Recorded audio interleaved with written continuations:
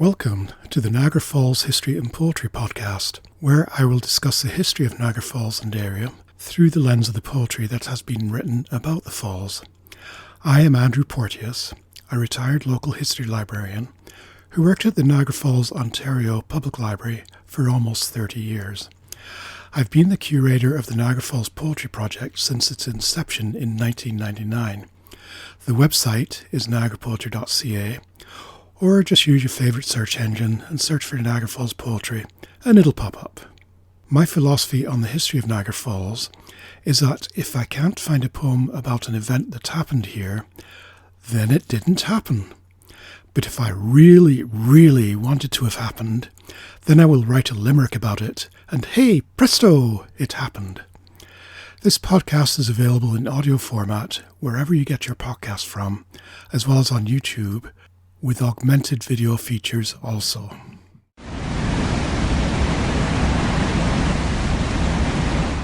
Episode 3. Captain Matthew Webb, including 3 of the worst poets writing English, 3 poets laureate, and 2 tales of a ghost. When I was thinking about the subject of this episode, Captain Matthew Webb popped into my mind. He was a well-known Victorian figure who came to Niagara Falls, and who, as Almon Trask Alice put it in his marvellously descriptive poem Uncle Alvin at Niagara, so lost his head that he thought he could swim these awful rapids, but 'twas the last of him.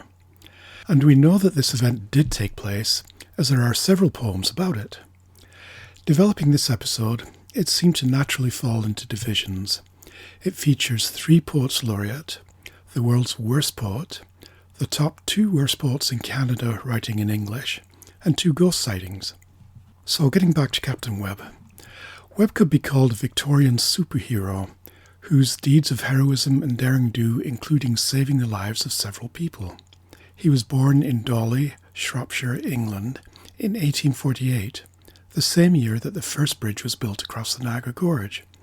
Sir John Betjeman references his birthplace in his poem A Shropshire Lad. Captain Webb the Dawley man, Captain Webb from Dawley. Anyway, we'll come back to Betjeman a bit later. Webb was one of multiple children and left home to join the Merchant Marine at the age of 12, and he did so well that he eventually captained his own boat. He was an extremely strong swimmer and won the very first life-saving medal presented by the Royal Humane Society of Great Britain for saving a sailor who had been washed overboard in a sudden, violent storm.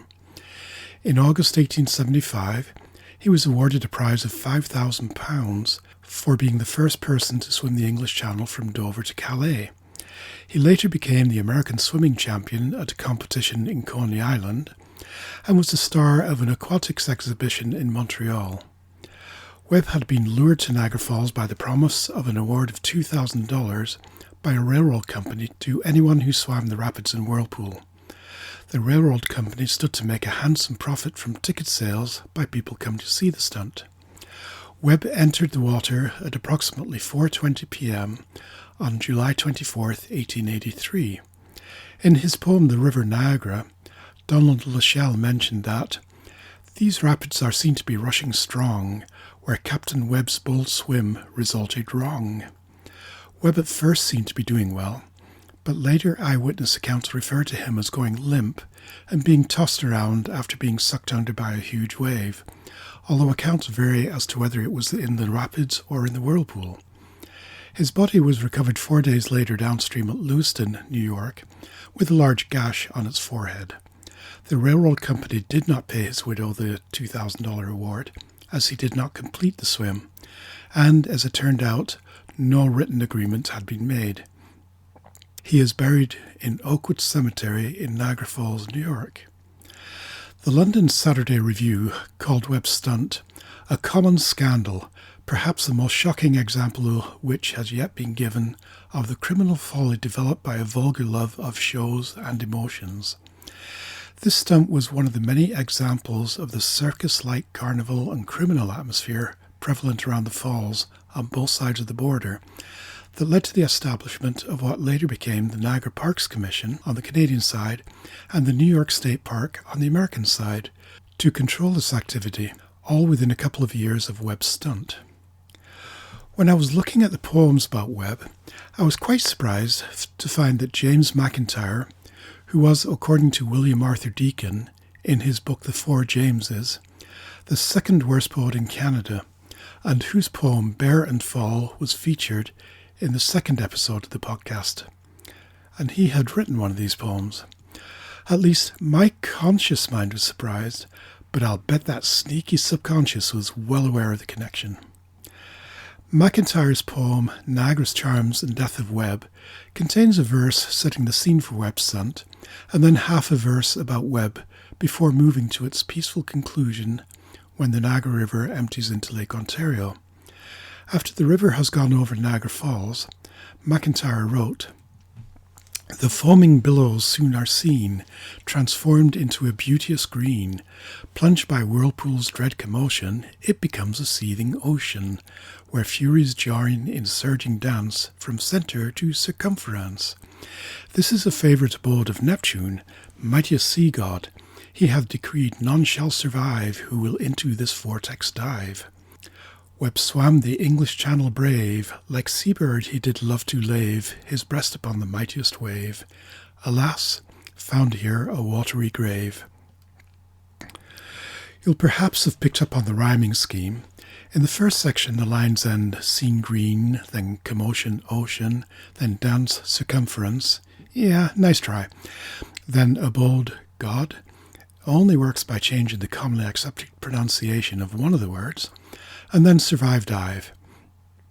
In the second section, the four lines that talk about Webb, McIntyre manages to rhyme all four: brave, lave, wave, grave, and then for the rest of the poem goes back to the two consecutive lines rhyming, thus tying together the foolhardy stunt separate from the description of the river. Moving on from McIntyre, I was astonished to find that one of our three poets laureate, and the number one worst poet in Canada, according to both Deacon, author of The Four Jameses, and critic Crawford Killian in his article Canada's 5 Worst Poets, were one and the same person. James Gay, the self-proclaimed Poet Laureate of Canada, was a successful businessman from Guelph, Ontario, who suffered an attack of brain fever in the 1860s. He had been a producer of poetic doggerel all of his life, and his first book of verse was published in 1883. The title was Poems by James Gay, Poet Laureate of Canada, Master of All Poets, written while crossing the sea in 1882. In it, he dedicated a letter to Tennyson, which began, "Now Longfellow is gone, there are only two of us left. There ought to be no rivalry between us two." Longfellow had died in 1882. Now Gay's poem about Captain Webb, Lines on the Death of Captain Webb, reads, "These verses composed on one of the brightest of men can never return on earth again. No man like him before ever swam from shore to shore. This was done by him as hundreds have seen, from Dover in Kent to Calais green. He left his wife and children dear. His lot was cast, this proves so clear. Could see no danger before his eyes. Death took him quickly by surprise. No doubt he thought himself clever. Could never have thought to breathe his last in Niagara River, where no man on earth could ever swim. Across this whirlpool, never, never. This brave young man, he caused no strife, cut down in the prime of life, left behind him a widowed wife. 'Tis not for man to frown or brawl, his lot was cast in Niagara Falls. I saw his likeness in Marshall's place, plain to be seen without disgrace. Those men in his company that day were clever, could not see his danger in Niagara River. It was not to be, the young and fast, this was laid out for him to breathe his last. As I have often said, and say again, I am sorry to hear of an untimely end. 'Tis time for us all to prepare for fear of this dreadful snare, as this roaring lion is around every day, our precious souls to betray. Let us cast all our fears on Christ, and on his word rely. We can all live happy while on this earth, and in heaven when we die." Although Gay claimed that no one could swim the Niagara Rapids and Whirlpool, he was to be proven wrong when 3 years later, in 1886, William Condrat of New Jersey successfully managed the swim, although he did get stuck in the whirlpool for over 2 hours. So between MacIntyre and Gay, we have two of the worst poets writing in Canada and one poet laureate, although self-styled.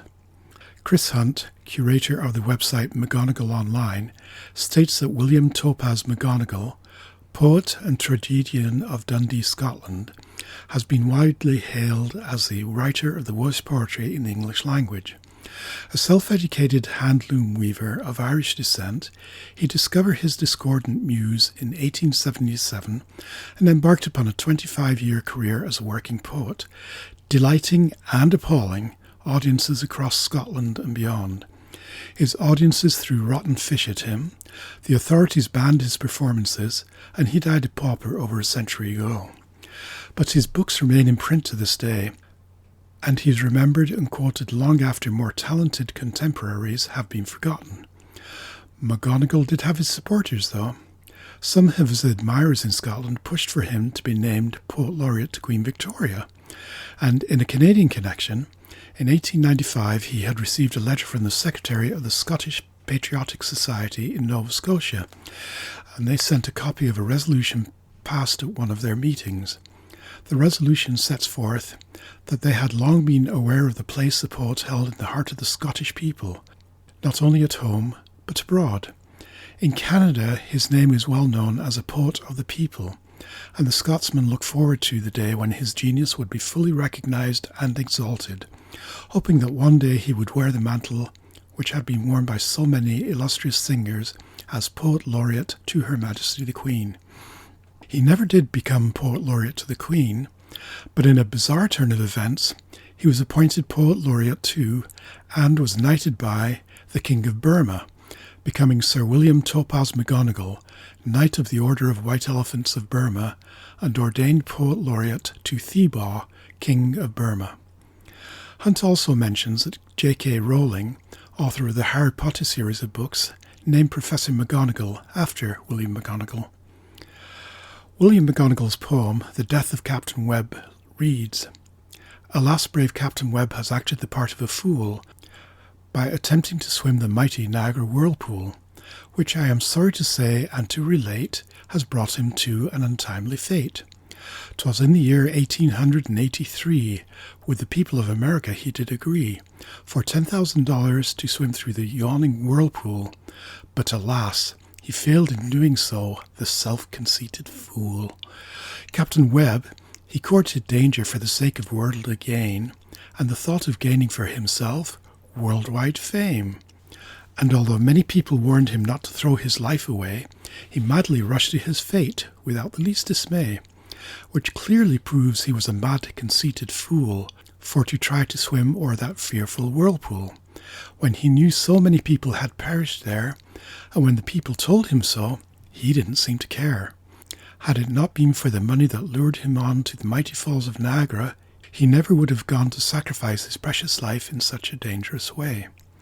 But I hope it will be a warning to others for many a long day."